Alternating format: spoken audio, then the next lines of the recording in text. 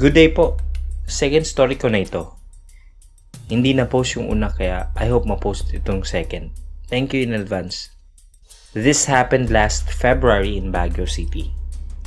Actually, nakatira ako ngayon sa Dasmariñas, Cavite pero nagkaroon kami ng convention sa Baguio Country Club. So, nagstay kami sa isa sa mga hotels doon for 3 days. Palasamba ako.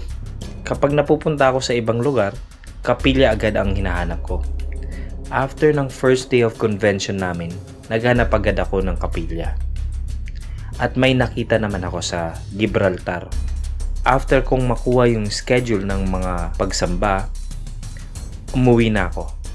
So eto na, 7:30 PM Thursday, yung napili kong schedule ng pagsamba that time. So nung dumating yung araw at oras ng pagsamba, naghanda na ako. Nagbiyahe papunta sa Gibraltar at sumamba. After ng pagsamba, naghanap agad ako ng taxi. Pero 10 minutes na ako naghihintay, wala pa rin. Kaya nag-decide akong maglakad na lang muna kasabay ng ibang kasama kong sumamba. At least kako hindi ako mag-iisang maglalakad.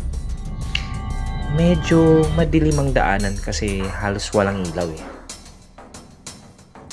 Kung meron man, hindi ganun kaliwanag. Salamat na lang sa mga napapadang mga sasakyan kasi naiilawan kaming mga naglalakad kahit papano. Basta may nakikita akong taxi, pinapara ko. Baka may matsamba na ko ngay. Kaso wala talaga eh. Walang humihinto. Hanggang sa ang layo na ng nalakad ko. Pagod na ako. Paisa-isa na lang yung mga kasama kong naglalakad. Kaya nag-decide akong huminto na lang sa isang poste at doon na mag-abang. Tumatayo yung balahibo ko sa batok pero hindi ko pinansin kasi inisip kong dahil lang yun sa lamig ng panahon. Baguio eh. Sa likod ko, may dalawang matandang nagtitinda ng mangga.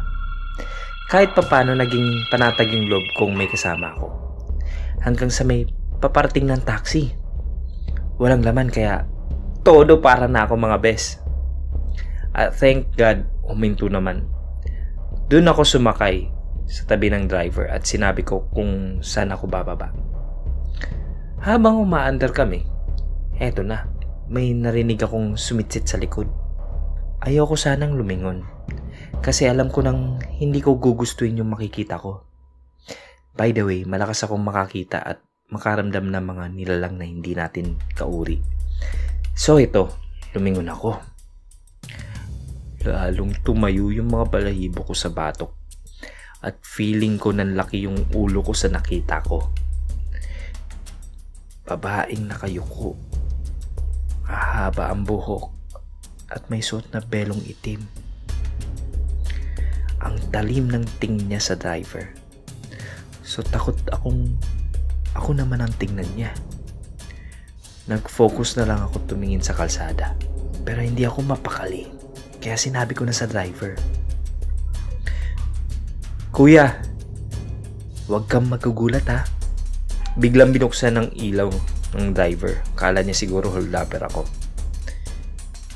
"Kuya, may babae sa likod. Nakatingin sa'yo." Nagtaka yung driver. Sabi niya, "Meron naman talaga sir. Kasama mo siya kanina." "Ha?" "Oo sir, kasama mo nga siya. Pumapara kayo kanina eh."